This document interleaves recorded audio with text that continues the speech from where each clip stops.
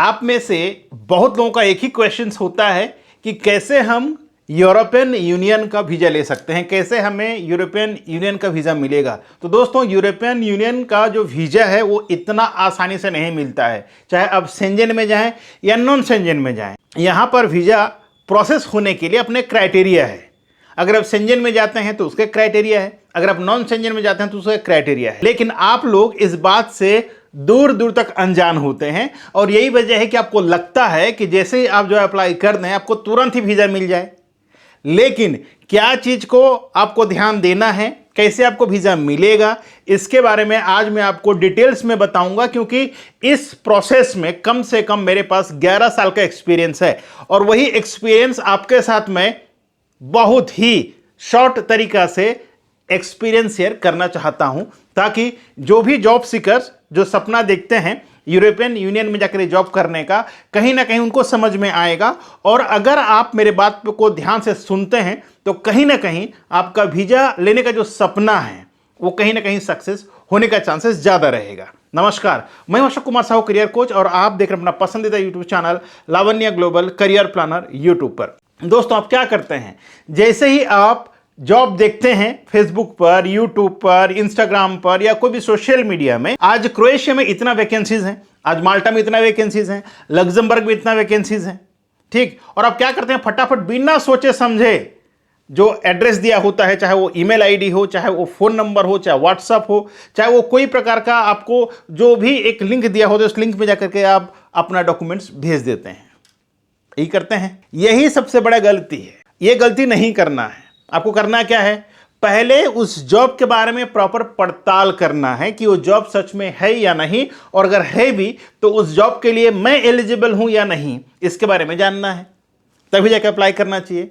दूसरा, अगर आप पहले बार यूरोपियन यूनियन के लिए अप्लाई कर रहे हैं जॉब के लिए, तो मिलना इतना आसान नहीं है। अगर आपके पास एक्सपीरियंस नहीं है, अगर आप फ्रेशर हैं तो आपको क्या करना चाहिए, सबसे पहले गल्फ में जाकर के 2 साल काम करना चाहिए, ताकि आपको उस काम के लिए थोड़ा एक्सपीरियंस हो जाए और आपको ज़्यादा पैसा लगा के जाना ना पड़े। क्योंकि यूरोप अगर जाते हैं आप तो आपको लाखों में खर्चा होता है, वही अगर आप थोड़ा बहुत खर्चा करके गल्फ जाते हैं तो कहीं ना कहीं आपको एक एक्सपीरियंस हो जाएगा। साथ ही साथ आपको ये डर नहीं रहेगा कि मेरा ज़्यादा पैसा खर्चा हुआ है। और जब आप काम कर लेते हैं गल्फ जैसे कंट्रीज़ में, तो आपको एक सेल्फ कॉन्फिडेंस बिल्ड होता है कि अब मैं बाहर अगर काम कर सकता हूँ, और आपको बाहर के बारे में कुछ जानकारी मिल जाता है। फिर अगर आप यूरोप के लिए अप्लाई करते हैं तो आपको जॉब वीज़ा मिलना निश्चित हो जाता है। तीसरा, आपको एक ध्यान देना है, क्या करते हैं आप, किसी भी एजेंसी के पास जगह अप्लाई कर देते हैं और बार बार कॉल करके कहते हैं कि मेरा कब होगा, मेरा प्रोसेस कहाँ तक गया, मेरा प्रोसेस कहाँ तक गया। तो मेरा दोस्त, कोई भी एजेंसी आपको ये नहीं बता पाएगा कि आपका प्रोसेस कहाँ तक गया। ये मैं अपना एक्सपीरियंस से बता रहा हूँ आपको, मैं यूं ही बस नहीं बोल दे रहा हूँ, ठीक है। इस बात को ध्यान में रखना है। देखिए, जब आप किसी एजेंसी के पास अप्लाई करते हैं तो वो एजेंसी भी अपना समय आपका प्रोफाइल के लिए देता है, तो जाहिर से बात है कि वो अपना समय को बर्बाद नहीं करेगा। अगर आपका प्रोफाइल को लिया है वो, तो काम को कंप्लीट करने की कोशिश करेगा, ताकि उसको भी बेनिफिट हो और आपको भी बेनिफिट हो। अगर वो काम नहीं करके देता है तो वो उनका भी लॉस है, आपका तो कुछ नहीं जाएगा। कहीं ना कहीं अच्छा एजेंसी है तो आपको पूरा पैसा रिफंड कर देगा, ठीक है। और लेकिन वो अपना समय बर्बाद किया, और ना सिर्फ समय बल्कि वो अपना पैसा भी बर्बाद कर रहा है। कैसे, आप जाएं ना जाएं उसको ऑफिस रेंट देना ही है, एसोसिएट को सैलरी देना ही देना है, बाकी जो लॉयर है उनको देना ही देना है कि नहीं। तो आप तो कुछ भी नुकसान नहीं है, आपको नुकसान है जो आपके लिए अप्लाई करके दे रहा है, जो आपका एजेंसीज है। आपको लगता है कि एजेंसी वाला मेरा समय बर्बाद कर रहे हैं, बिल्कुल नहीं। आप तो अपना समय दे ही रहे हैं या नहीं दे रहे हैं वो आप जानते हैं, लेकिन आपके लिए आपका जो एजेंसी जो समय जा रहा है, तो एजेंसी क्या करेगा, वो तन मन लगा करके जैसे करके आपको काम करने का देने की कोशिश करेगा। लेकिन यहां पर एक बात और आपको ध्यान देना है कि यूरोप का काम इतना आसानी से नहीं होता है। कहीं पर 7 महीना, कहीं पर 8 महीना, कहीं पर साल भर, कहीं पर 1.5 साल लग जाता है। अब ये क्यों लगता है समय, ये बहुत बड़ा एक, मतलब क्या बताऊं, ठीक है, क्योंकि मैं खुद काम करता हूं, मुझे समझ में आता है। अगर मैं काम नहीं करता तो मैं भी आपको ये सोचता, जब मैं एक जॉब सीकर था मैं भी ये सोचता था कि यार क्यों नहीं मिलता है। लेकिन जब मैं काम करना चालू किया तब मुझे समझ में आया कि हाँ, सचमुच ये समय लगता है और इसका बहुत सारे कारण हैं। अगर आप बोलेंगे कि क्या क्या कारण है तो इसके लिए अलग से वीडियो बना के लाऊंगा, क्योंकि वो भी बताने में कम से कम 7 से 8 मिनट का समय लगेगा और आपको ये सब चीज जानना चाहिए। लेकिन आप लोग क्या करते हैं, वीडियो को जस्ट 1-2 मिनट देख लेते हैं और कॉल करना चालू कर देते हैं, पूरा वीडियो देखते ही नहीं, आपको समझ में आता ही नहीं है। नुकसान आपका होता है। कई लोग लाखों रुपए ये वजह से डुबा देते हैं। और चौथा बात बताऊं, आप क्या करते हैं, कोई भी एजेंसीज के बारे में बिना समझे बिना जाने जैसे देखते हैं आप कि हाँ भाई आधा पैसा यहाँ दे दो, आधा पैसा वहाँ दे दो। ये कंट्री में इतना ज़्यादा सैलरी है, मान ले जाए अगर आप क्रोएशिया जाते हैं तो क्रोएशिया में 1200-1300 मैक्सिमम सैलरी होता है, लेकिन आपको एजेंसी वाला बोलते हैं कि आपको 2000-2200 सैलरी मिलेगा।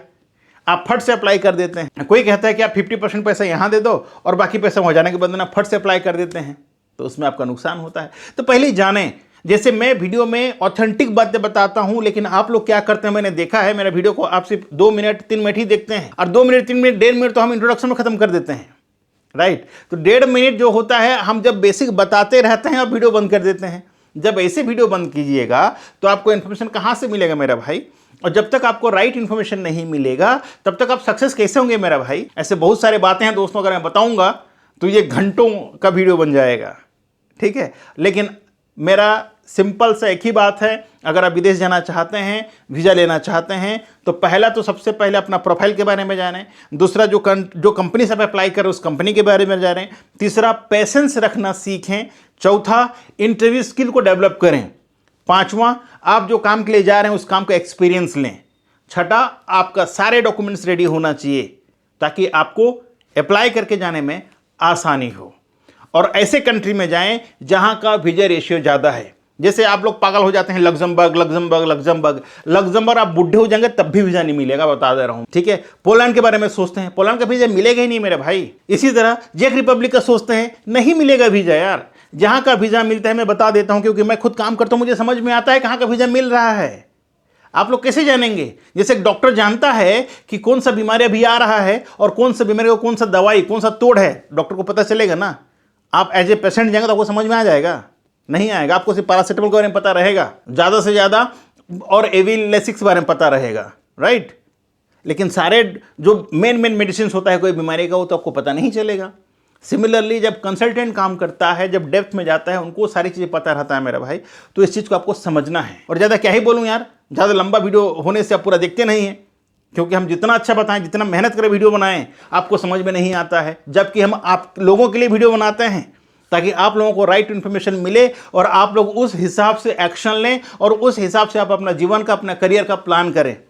लेकिन आप लोगों को क्या है, कौन कौन सा वीडियो देखते हैं मैं जानता हूं, ठीक है। ज़्यादा नहीं बोलूँगा क्योंकि आप लोग मेरा व्यूअर है, इतना ही प्यार देते हैं मेरे लिए काफ़ी है। चाहे आप मुझे 2 मिनट भी देखें, लेकिन मैं आप लोगों को यही सजेशन दूंगा कि भाई वीडियो को पूरा देखें ताकि आपको जो इन्फॉर्मेशन मैं देना चाहता हूं, चाहे वो किसी भी कंट्री को लेकर के हो, जॉब को लेकर के हो, सैलरी को लेकर के हो, प्रोसेस को लेकर के हो, आपको समझ में आए।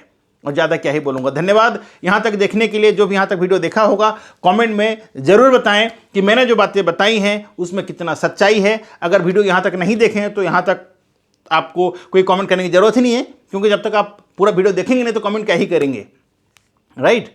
तो thank you so much guys. मैं अशोक कुमार साहू करियर कोच आपसे विदा लेता हूँ आज के इस वीडियो से। कल मैं एक कंट्री का नया वैकेंसीज के बारे में बताऊंगा आपको, जहां पर आप जो अप्लाई करते हैं तो वीज़ा मिलने का चांसेस कितना है और कैसे आप जॉब ले सकते हैं और वीज़ा ले सकते हैं। धन्यवाद। जय हिंद, जय भारत।